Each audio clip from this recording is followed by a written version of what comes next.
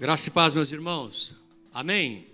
Glória a Deus, sejam todos bem-vindos aqui essa noite. É bom estarmos juntos mais uma vez, reunidos para adorar ao Senhor, para cultuar a Ele. E nós estamos alegres pela presença do Espírito Santo e também porque você está aqui junto conosco para ser igreja. Então nós temos motivos de sobra para nos alegrar, para cantar, para glorificar e exaltar o nome de Jesus. Amém? Queria pedir para acender as luzes, por favor, Denis. Eu gostaria de conseguir enxergar o pessoal que está ali. Hoje de manhã nós estávamos aqui, juntos na presença de Deus. Quem teve a oportunidade de estar aqui pela manhã, levante uma de suas mãos. Quantas pessoas estiveram aqui de manhã? Uma, duas, praticamente a equipe que estava trabalhando. Os demais todos estão aqui agora nessa noite. Então foi excelente, foi na melhor hora que nós começamos esse segundo culto. Deus já sabia que tudo isso ia acontecer e que a gente ia ter que se adequar melhor. Então nós estamos alegres e felizes, porque o Senhor já havia falado conosco. Está tudo certo aqui, o meu microfone? Beleza?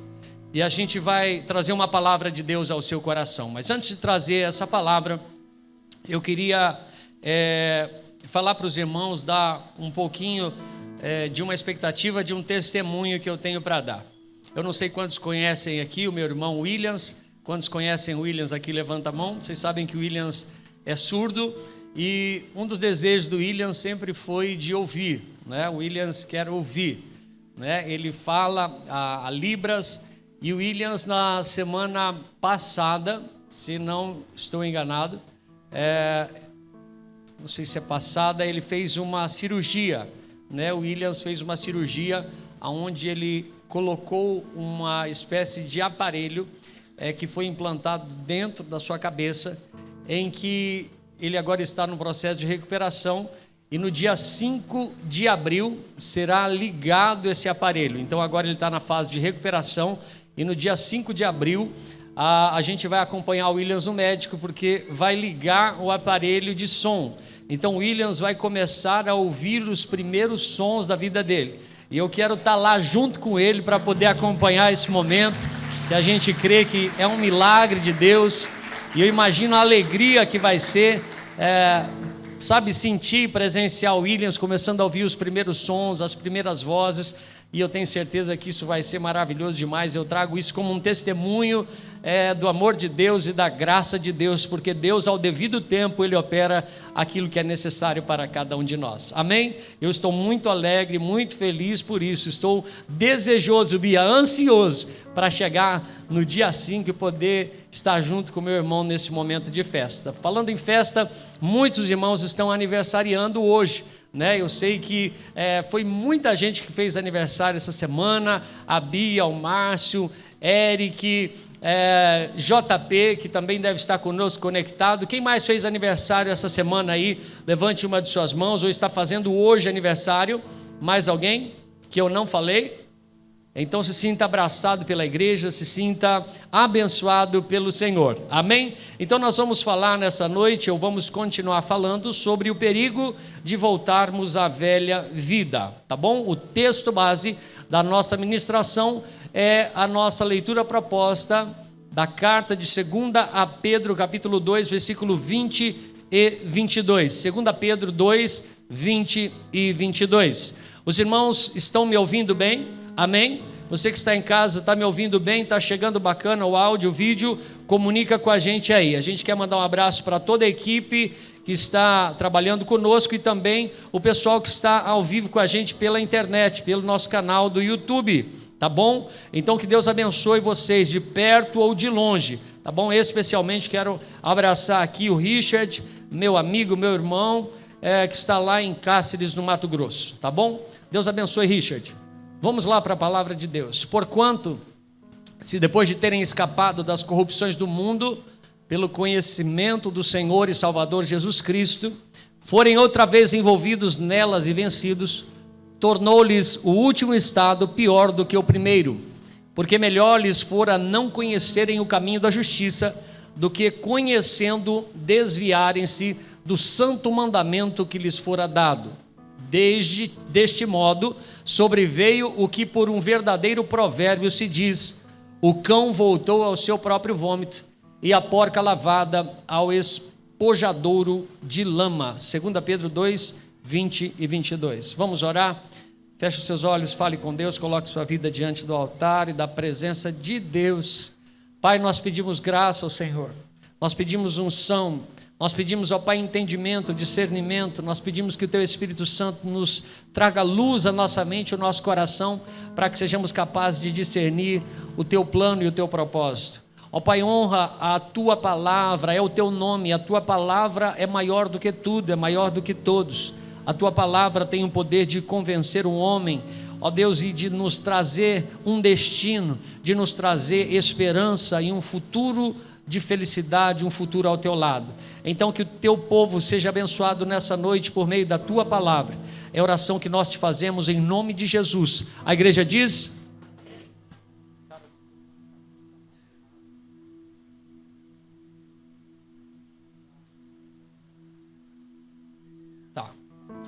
Muito bem. O perigo de voltarmos à velha vida. Eu vou pintar aqui o pano de fundo, eu vou explicar para você o que está sendo dito, quem está dizendo, para quem que é, para depois a gente entrar na aplicação da palavra, tá bom? E falando nisso, Emerson, esses dias eu vi você comendo um sushi, alguém me disse que você estava comendo um sushi por aí, você nem me chamou.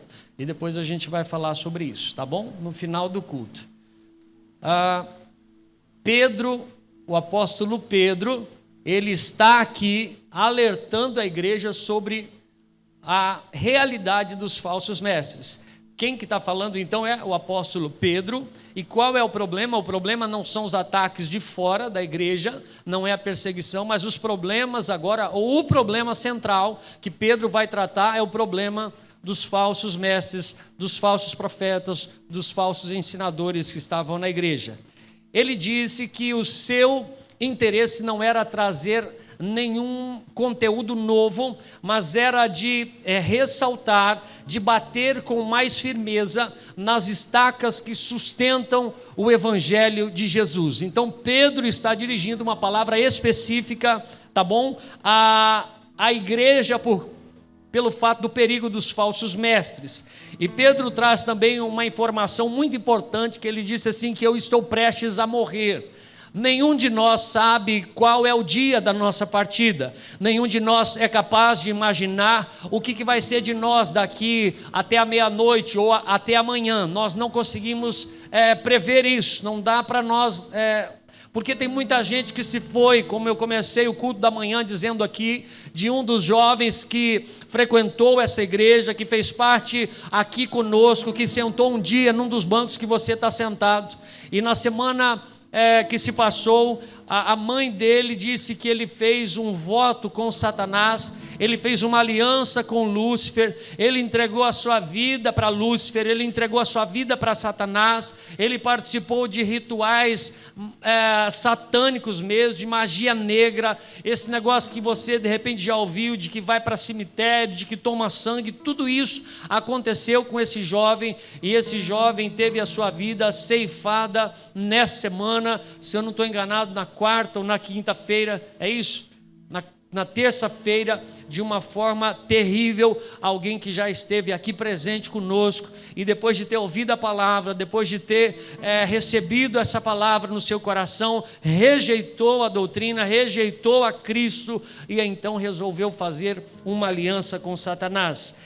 Pedro está dizendo aqui que ele está prestes a morrer, e nem eu e nem você, não sabemos qual é o dia da nossa partida. Nós sabemos que esse problema aí do Covid está muito próximo, está muito perto. A gente sabe que qualquer um de nós pode passar por um problema e agravar a nossa situação de saúde, de repente a gente ter que partir. Hoje estava conversando com a Lilian, vocês sabem que a Lilian trabalha no regional, ela é médica, intensivista ali, e ela diz que o quadro da saúde pública é grave, é gravíssimo, as pessoas estão assim, e antigamente a gente estava pensando, o pessoal que tem comorbidade, o pessoal que é mais velho, hoje já não tem mais idade, hoje já tem gente com comorbidade, sem comorbidade, pode ser criança, criança, pode ser adolescente, pode ser jovem, pode ser adulto, e eu quero dizer aqui para você que nós precisamos estar preparados, porque a qualquer momento nós precisamos estar partindo daqui. Pedro está dizendo que a hora dele está prestes a chegar, ele está realizando um dos seus últimos discursos. E se é verdade que aquilo que a pessoa fala nos seus últimos momentos são os mais importantes, então Pedro está alertando a igreja aqui a respeito desse problema, dos falsos ensinos e dos falsos mestres. E ele diz aqui que ele está próximo, que está perto de ele deixar esse tabernáculo. Casa, a gente sabe que traz a ideia de algo permanente, ainda que você more numa casa alugada, mas casa é o nosso lugar de repouso, casa é o nosso lugar de refrigério, é o nosso lugar de paz, pelo menos deveria ser. Eu não sei como é que você está vivendo lá na sua casa, mas casa geralmente traz essa ideia de algo permanente, tranquilo, e Pedro está dizendo aqui que ele está prestes a deixar o tabernáculo, e tabernáculo aqui traz a ideia de algo que é transitório, de algo que é passageiro. Pedro tinha consciência de que a hora de partir já estava chegando.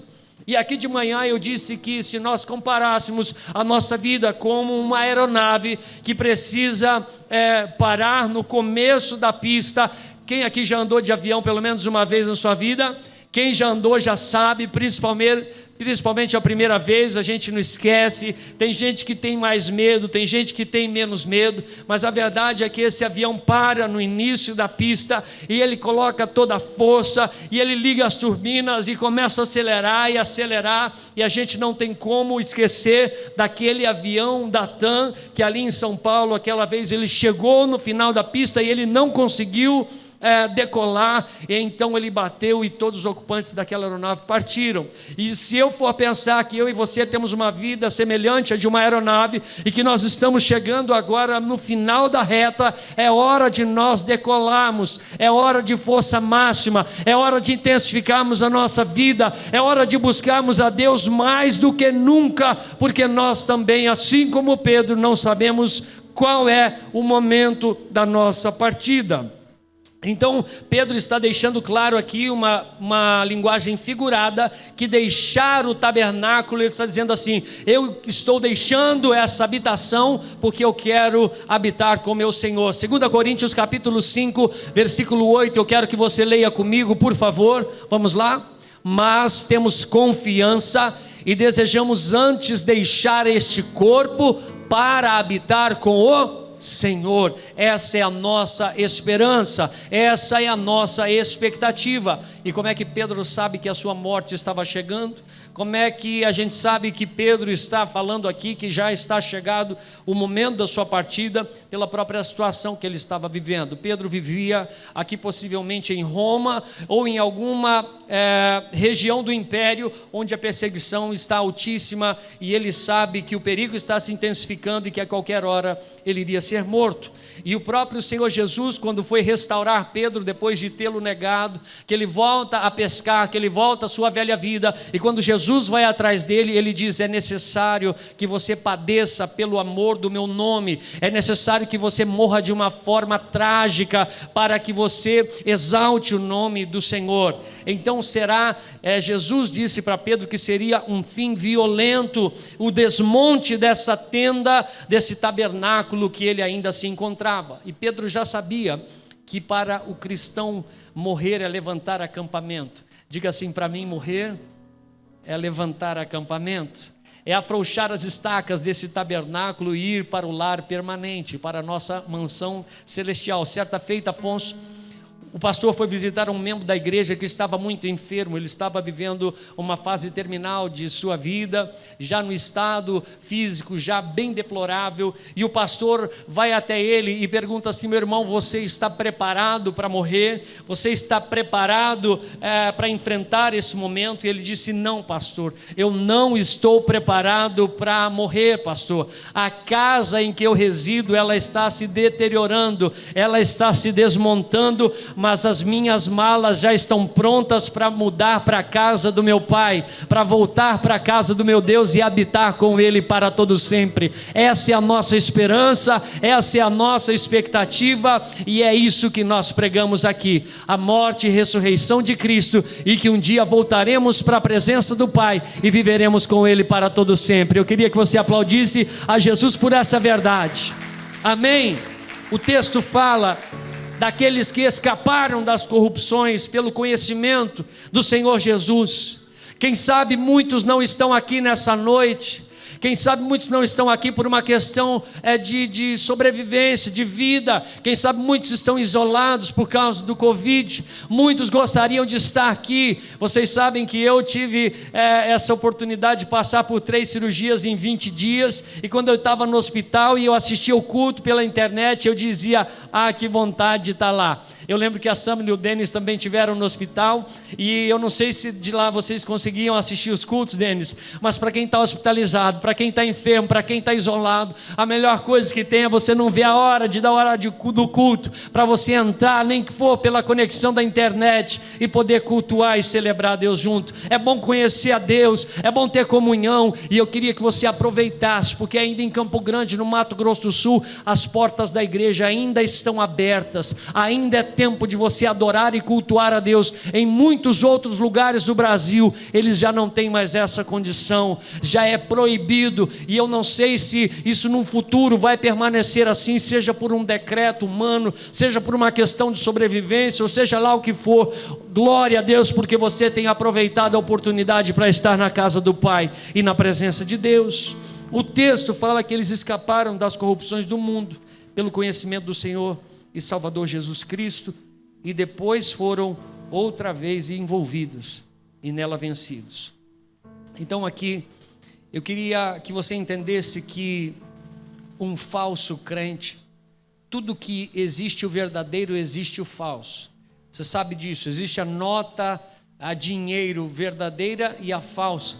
E como é que nós conseguimos distinguir o verdadeiro do falso? O que a gente faz para distinguir o verdadeiro do falso? O pessoal que trabalha no comércio tem uma caneta que você risca. Se a nota é verdadeira, o risco some. Se a nota é falsa, o risco fica. Como é que a gente consegue distinguir um crente verdadeiro de um crente falso? A gente vai falar sobre isso. Um falso crente, ele acaba se desviando e ele volta para a perdição eterna, enquanto o crente verdadeiro, ele permanece. E para a gente entender essa palavra que Pedro explica para a igreja, ele cita aqui algumas passagens, outros textos bíblicos, e a gente precisa entender. E primeiro ele cita as palavras de Jesus, conforme a gente encontra no Evangelho de Mateus e de Lucas, que diz: tornou-lhes o último estado pior do que o primeiro. Então o último estado da pessoa se tornou pior do que o primeiro. Vamos ler Mateus 12, 43. Mateus 12, 43. Vamos ler juntos? Ora, havendo o espírito imundo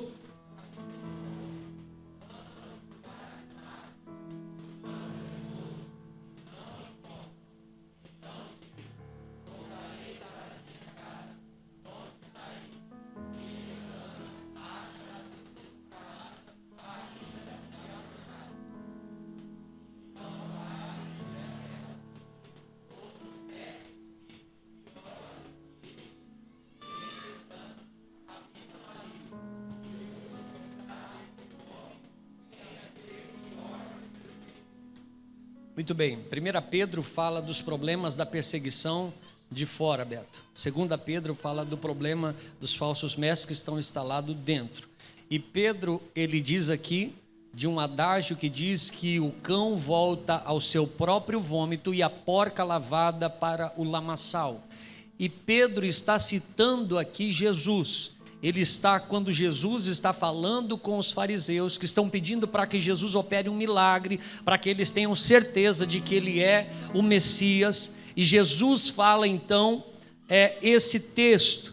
Ele diz aqui que um homem teve um demônio expulso da vida dele, ele era um endemoniado e ele deixou de ser. Quando o pecado entrou na vida de Adão, Satanás passou a governar, Satanás passou a possuir. E aí a gente precisa entender a diferença entre possessão e opressão. A gente pode, um cristão verdadeiro, ser possuído por um espírito maligno, não é? Não deve acontecer, mas eu já vi, não é? Gente crente que se diz cristão possuído por espírito maligno. É claro que sofrer opressão todo crente fiel e verdadeiro passa. O próprio Jesus foi oprimido, mas ele venceu. E Jesus está falando aqui de um homem que teve um demônio expulso da vida dele, e ele era um endemoniado, e ele deixou de ser endemoniado.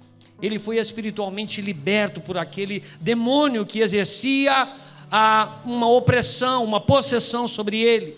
Mas Cristo diz que o demônio, ele sai, e aí ele dá umas voltas, ele vai procurar outro lugar, ele vai procurar uma outra casa, uma outra habitação, e diz que não achando, ele volta, ele sempre volta. Casa vazia, se você deixar a sua casa vazia, o que vai acontecer? Abandona a sua casa lá 6 meses, o que vai acontecer? Que tipo de gente que vai entrar lá? Só gente boa? Só gente bacana? Quem que vai entrar lá? Gente ruim, gente da péssima qualidade, gente das piores. E a Bíblia diz que esse espírito maligno que foi expulso, Beto, depois de andar por aí, procurar uma nova casa, o texto diz, volta um pouquinho o texto, por favor, ele diz assim, e chegando volta mais um, voltarei para minha casa. O espírito maligno que morava lá, que foi expulso, ele se acha dono dessa casa. E depois de passear, ele volta para essa casa de onde ele saiu. E chegando, acha, qual é a maneira que ele acha? Desocupada, varrida e adornada. Eu quero explicar isso aqui para você entender bem.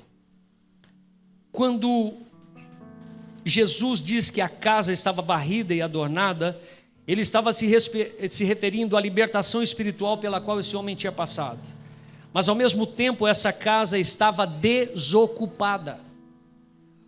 O antigo inquilino daquela casa havia saído, havia sido expulso, mas depois disso ninguém passou a morar nessa casa, e ele voltou. E ele não voltou sozinho. E foi por isso que esse demônio, ele encontra a casa vazia, arrumada, adornada, então ele vai e ele procura mais amigos. E a Bíblia diz que são amigos dele, outros demônios que são mais fortes e mais poderosos do que ele. Olha, eu encontrei uma casa para a gente fazer uma bagunça, para a gente fazer uma baderna. Então já não é mais um espírito maligno, mas são mais 7 que voltam. Então 8 demônios passam a habitar nessa casa. Se a casa não tivesse desocupada, ele não poderia voltar e muito menos levar 7 com ele, como está escrito em Romanos 8:9. Vós, porém, não estáis na carne, mas no Espírito, se é que o Espírito de Deus habita em vós. Mas se alguém não tem o Espírito de Cristo, esse tal não é dele. Quem não tem o Espírito de Cristo não é de Cristo, não é de Deus. 1 Coríntios 3:16, não sabeis vós que sois santuários de Deus e que o Espírito de Deus habita em vós? Aquele homem havia em certo sentido recebido uma libertação na sua vida. O demônio afinal havia sido expulso dele, e pela expulsão daquele demônio, havia, nas palavras de Pedro, escapado das corrupções do mundo, pelo conhecimento do Senhor Jesus, o nosso Salvador, e por causa disso a casa estava varrida e adornada. Mas ele não era um verdadeiro salvo. Apesar de ter recebido essa libertação, apesar da sua casa estar limpa e adornada, não tinha ninguém ocupando aquele espaço, não havia ninguém morando lá dentro. Então Paulo está dizendo que o Espírito habita dentro daquele que confessou a Cristo como Senhor e Salvador da sua vida. Mas este homem aqui, o espírito maligno foi expulso, mas a casa ficou desocupada. E por que a casa ficou desocupada? aquele que não entregou sua vida para Jesus, ele pode sim passar por uma experiência de libertação espiritual. Se houver uma manifestação demoníaca aqui nesse lugar, sabe o que vai acontecer? Você vai ser o primeiro a orar e expulsar esse demônio que está tentando agir, porque nesse lugar aqui nós não queremos ver manifestação demoníaca, nós queremos ver manifestação do Espírito Santo de Deus aqui. É para isso que nós estamos aqui.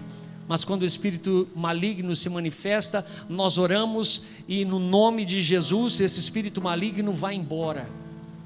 É como se você deixar uma carne, é quando você está preparando assim um almoço bem gostoso e você vê que está cheio de mosca ali, você vai e abana aquelas moscas. Se você não tampar aquele alimento, o que vai acontecer? Essas moscas voltam?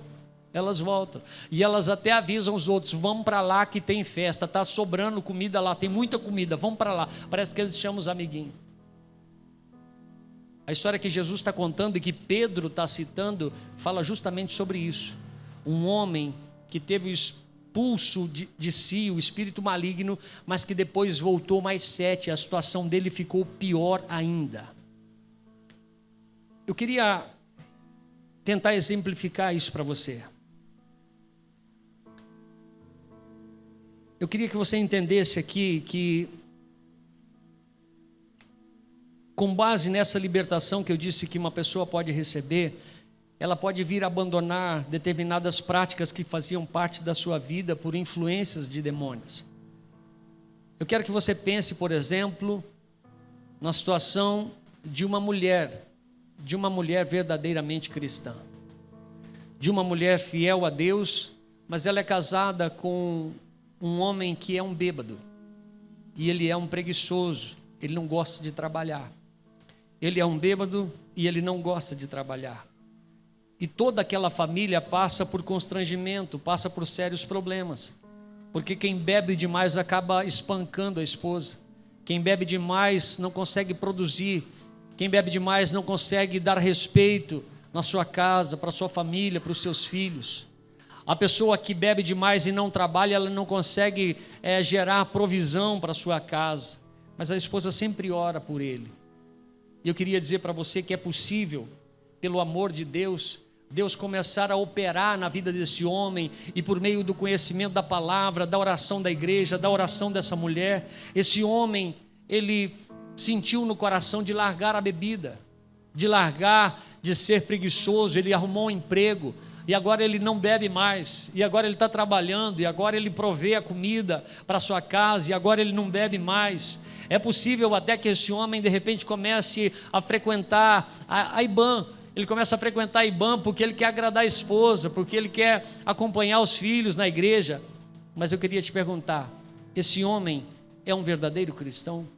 Esse homem é um homem que experimentou o novo nascimento? Esse homem é um homem que agora tem o Espírito Santo de Deus? O que você acha? Eu queria dizer para você que qualquer pessoa pode experimentar libertações externas sem passar por uma conversão genuína. E é sobre isso que Jesus falou aqui em Mateus, que depois de envolvidos nelas e vencidos, tornou-se o seu estado pior do que o primeiro.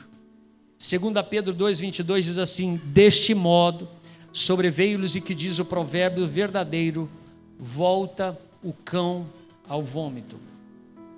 Provérbios 26:11: como o cão que torna o seu vômito, assim é o tolo que reitera a sua estultícia. Quando Pedro fala do cão tornando ao vômito, ele está se referindo ao homem que volta para a sua velha vida. Ele não era um salvo que se tornou perdido, mas um perdido que, ao se desviar, ele confirmou aquilo que realmente ele era. Eu não sei você, mas a última vez que eu passei mal de alguma comida, eu tinha 6 anos de idade, e eu lembro que eu acordei de manhã, meu café da manhã foi um copo de leite com chá, e a gente tomava leite com chá porque não dava para dar leite para todo mundo, e a gente tinha que misturar o leite com chá. Eu lembro que eu tomei leite com chá, e havia sobrado arroz do dia anterior, e naquela época a gente não podia desperdiçar nenhum grão de arroz. E minha mãe começou a fazer bolinho de arroz, e ela fritou uma bacia de bolinho de arroz. E eu estava com fome, eu sentei na mesa e comecei a comer bolinho de arroz. E depois de ter comido uns 20, aquele bolinho de arroz, ele começou a não fazer bem dentro de mim. E quando eu não aguentei mais, eu fui para fora, e parece bem nojento, e é mesmo, mas é o texto que a Bíblia diz que o cão volta para o seu próprio vômito.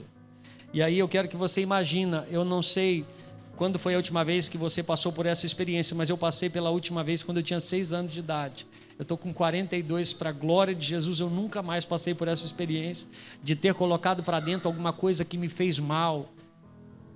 E me fez mal de uma maneira que o meu organismo reagiu e eu tive que colocar para fora. E quando a gente coloca para dentro alguma coisa que não faz bem aqui dentro, esse negócio começa a incomodar, e a gente começa a ter alguns sintomas. Que sintomas que a gente tem? Dor de cabeça. Quem está passando mal do estômago tem dor de cabeça?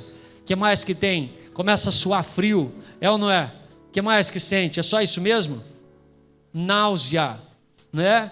E aí o que acontece? Você começa a ficar agoniado, e quando o organismo não dá conta de expelir aquilo que está te fazendo mal, que você colocou para dentro, o que você faz? Você vai dar uma ajuda para o seu organismo. Você vai lá e coloca o dedo lá na goela, e quando você coloca o dedo na goela, o que você faz? Você provoca ânsia, e com isso você vomita, você põe para fora aquilo que está fazendo mal lá dentro, né, Beto? Eu acho que isso já aconteceu alguma vez com você. Agora, o que o texto está dizendo, que Pedro está falando a respeito desses falsos mestres, ele disse assim, que esses homens são como cão que volta para o seu próprio vômito. Cara, agora pensa que coisa mais nojenta que é essa. O camarada, ele põe para fora, pode ser até o cão, imagina você, quem você quiser, mas é esse que é o texto, que o cão volta para o seu próprio vômito. Imagina assim, o camarada coloca para fora, aí ele começa a mexer com aquilo que ele colocou para fora, e daqui a pouco ele fica tão empolgado com aquilo, que ele começa a pegar com a mão e comer de novo. Você consegue... Cara, isso dá nojo. A gente não aguenta nem um cachorro, a gente não é capaz de ver um cachorro fazer isso. Se eu vejo, eu acho que eu sou capaz de fazer qualquer coisa com um cachorro, a gente tira de perto, sai daí. Agora você faz sentido um ser humano, e aqui é claro que ele está falando a respeito do pecado, ele está falando a respeito de gente que nunca experimentou um verdadeiro renascimento, que nunca entregou verdadeiramente a sua vida para Jesus, que não teve transformação de vida, estava dentro da igreja, conhecia da Bíblia, conhecia das Escrituras, mas que não haviam ainda experimentado esse novo nascimento. E aqui agora ele está dizendo assim, é como o cão que volta para o seu próprio vômito. Eu não sei quem que gosta de tomar açaí aqui. Quem que gosta de tomar açaí? Aquela fruta que cor que é o açaí, gente? É um roxo, bem forte.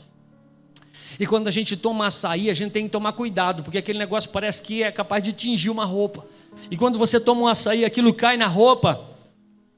Se você não chegar em casa e não colocar essa roupa de molho, se você não colocar para reagir com um sabão em pó, com alguma coisa, é muito provável que aquela mancha vai ficar para sempre. Eu queria dizer para você que esse tipo de gente aqui, eles não vão se desviar da fé porque o pastor pecou, porque o pastor fez alguma coisa que ele não gostou. Não, mas é porque essas pessoas, elas voltaram para o seu próprio vômito. Então não é culpa de ninguém, não é por causa do pecado de ninguém. É claro que muitas vezes se usa esse discurso, mas diz que o cão volta para o seu próprio vômito.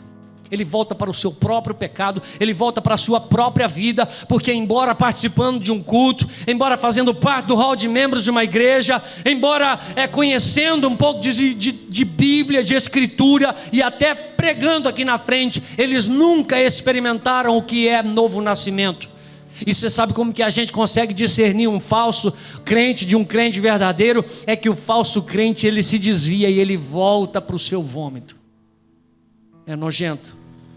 E a segunda coisa que ele diz aqui é como uma porca lavada e volta a revolver-se no lamaçal. Ô Jean, a gente pode pegar um porquinho, um leitãozinho, branquinho, que está sujinho. Você vai no sítio, você acha lindo ele. Você fala assim: eu vou tratar ele como se fosse o meu cãozinho. Tem gente que faz essas loucuras. Aí você pega o porquinho, leva para casa,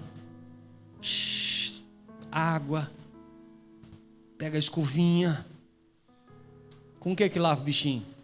Você pega o shampoo do seu cachorro e vai, esfrega as patinhas, tudo, as orelhinhas. Aí você coloca um nome no bichinho. Aí você começa a chamar ele pelo nome carinhoso. Fala o nome de um porquinho bonito aí, gente. Como? Baby. Vamos chamar de Baby.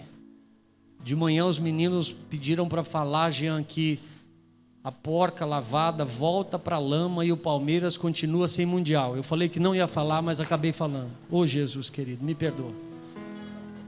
Aí você pega o baby, lava o baby, esfrega o baby, põe uma gravatinha de borboleta no baby. Aí você fala assim: o baby não é porquinho, é cachorrinho, meu cachorrinho. Põe na cama, dorme na cama. Aí você dá raçãozinha de cachorro. Ele come a raçãozinha de cachorro e ele está muito parecido com um cachorro. Só que um dia você vem para o culto e a noite anterior choveu muito. E no fundo da sua casa ainda não está tudo calçado, tem um monte de poça de lama lá. O que vai acontecer com o porquinho? O porquinho vai, quando ele vê aquela lama, ele vai sair correndo, vai puxar aquela gravata, ele vai engatar uma quinta e vai vir correndo e tchup, naquela lama. É ou não é, Vinícius? E por que ele faz isso? Ele faz isso porque, embora sendo tratado como cãozinho, embora recebendo o nome de baby, embora comendo raçãozinho, embora tá com perfuminho de cachorro, gravatinha borboleta, a sua essência continua sendo de um porco. E Pedro está dizendo que existem falsos mestres na igreja, que eles voltariam para o seu próprio vômito, voltariam para a lama. Agora eu queria perguntar para você, se para os líderes Pedro dá uma palavra tão difícil quanto ela, o que dirá para mim e para você? Que estamos aqui, frequentamos o templo. Gente, não dá para entender, é uma coisa que, Edna, eu tenho entrado numa crise, eu tenho ficado quase enlouquecido com isso, Márcia. Cara, a pandemia está aí, tanta gente morrendo. Eu falei com o bispo Edson lá de Auriflama ontem. Ele disse: pastor, todos os dias nós estamos sepultando 1 ou 2 membros da igreja por dia.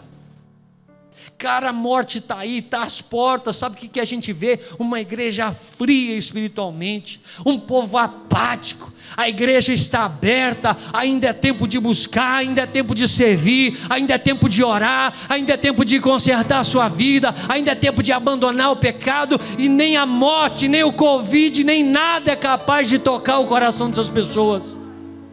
E aí eu não estou falando da IBAN não, porque aqui é só gente lavada e remida no sangue do Cordeiro. Eu estou falando de gente por aí que nunca experimentou do novo nascimento. E Pedro está falando: esse povo, você já conheceu, Elisa, gente que era firme na igreja, que era fiel com Jesus, que você falava assim: cara, pode eu desviar, mas essa pessoa jamais, e que hoje nem lembra mais o nome de Jesus. A gente está no final da linha, gente. A gente está vivendo nos últimos dias. E era hora da gente estar acelerando, era hora da gente meter força máxima, era hora de colocar toda a força na turbina, era hora de viver o melhor de Deus, era hora de experimentar o sobrenatural de Deus. Sabe o que a gente está fazendo? Vivendo como se nem existisse tudo isso que nós estamos vivendo. E vai chegar naquele dia em que nós vamos prestar contas a Deus da nossa vida. E aí a sua natureza vai ser revelada. Um cristão verdadeiro e fiel, ele jamais abandona Jesus.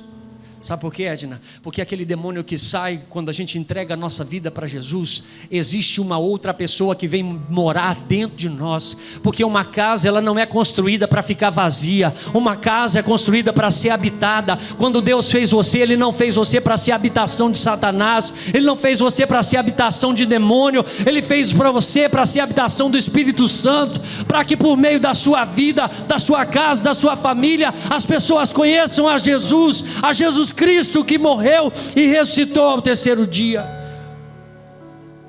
Você é casa. Tem um louvor que a gente canta que diz: eu sou casa, eu sou morada de Deus, eu quero ser a morada favorita do meu Senhor.